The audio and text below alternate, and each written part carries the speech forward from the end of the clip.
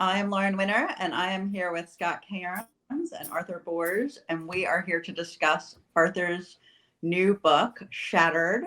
Scott and I are here because we are readers of this book and fans of it and friends of it and its author. So we're really excited to be able to discuss this with one another. Arthur, I wonder if you would start by reading a little bit of the book to give us just a flavor.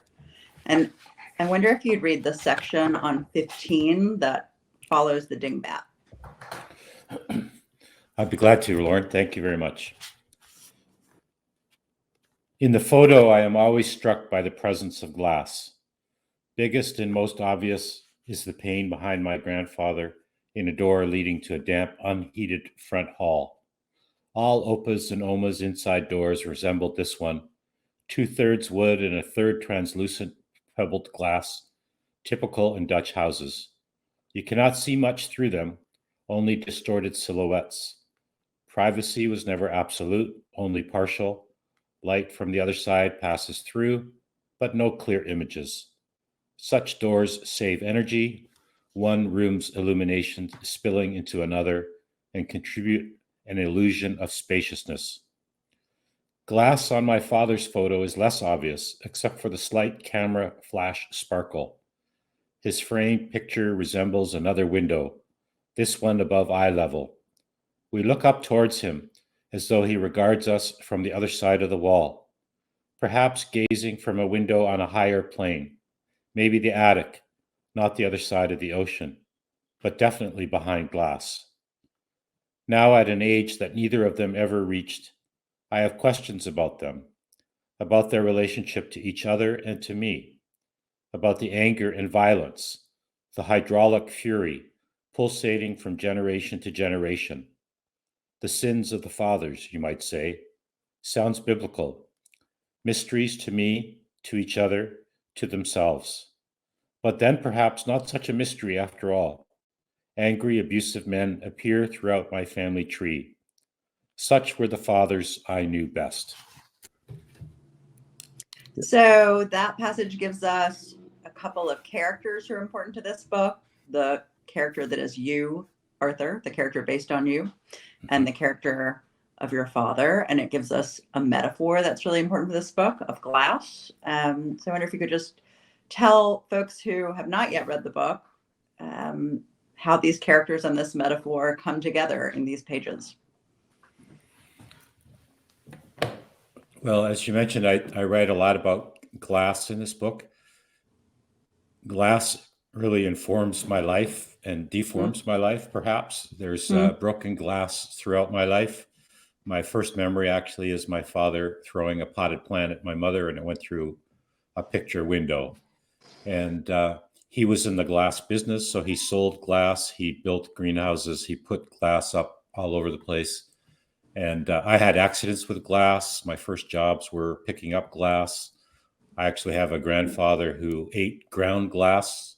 He didn't do it on purpose. He did it accidentally, but he had intestinal damages for a couple of decades as a result. And most of my family is from a part of Holland called the Glazen Stad, which means the glass city. So glass is all over the place, and glass is a very kind of mixed reality. We need glass. I see the three of us are all wearing spectacles, so we all have glasses.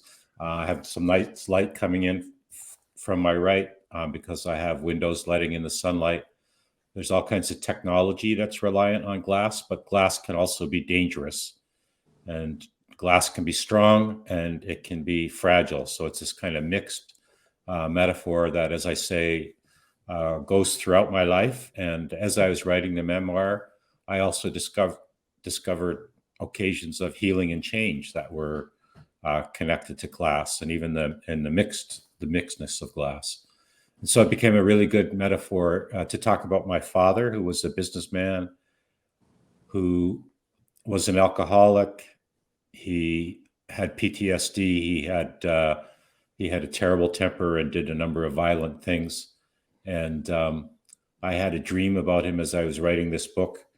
And in the dream, we were in a greenhouse that had been shattered by hail. This happened from time to time, and it was a terrible tragedy for farmers, but it was good for my father's business.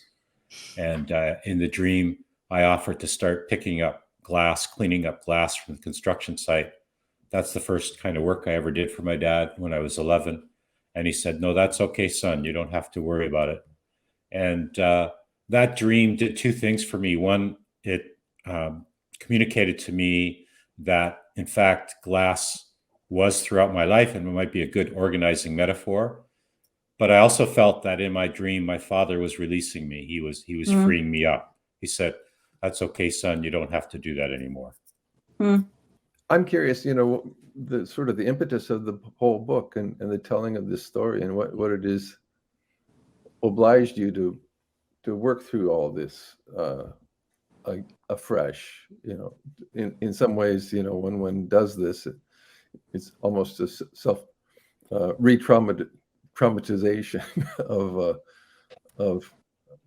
of the psyche. And I just wonder if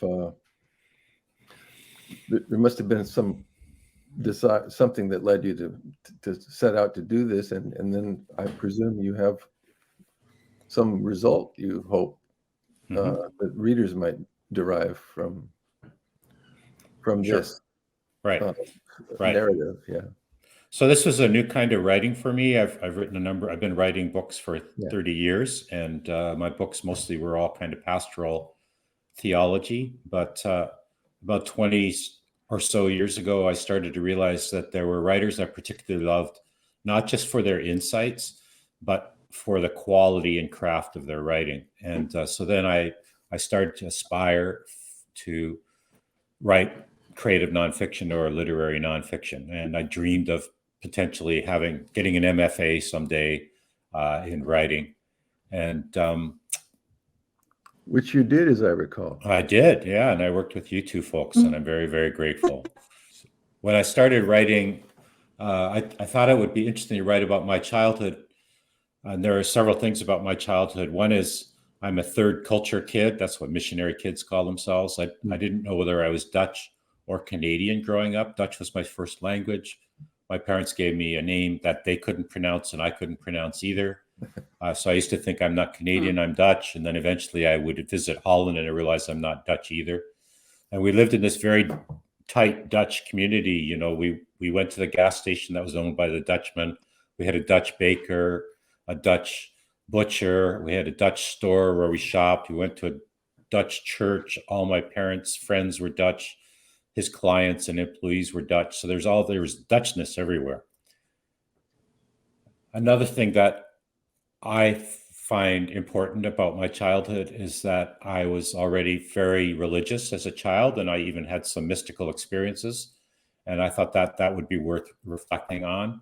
And as I started writing, I thought, well, I also need to work with my father and to try to figure out what to make of his incredible anger and his violence. And the more I wrote, the more I realized that was the main story, that I had to focus on that. Those other two things were interesting, and they're certainly in the book, but it's the struggle to understand my father and the relationship with my father that became important.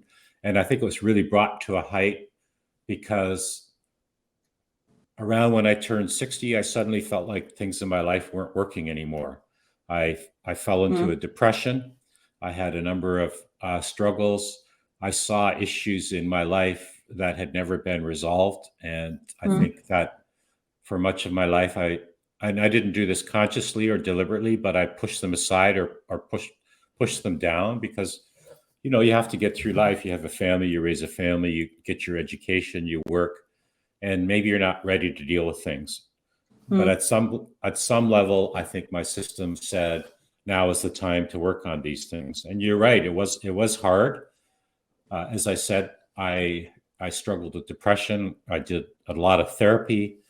I decided to retire early because I was having such a struggle dealing with all these things. So those are some of the impetus behind what generated the book at this time. I don't think I could have written this 20, 30 years ago. I'm certain I could not have.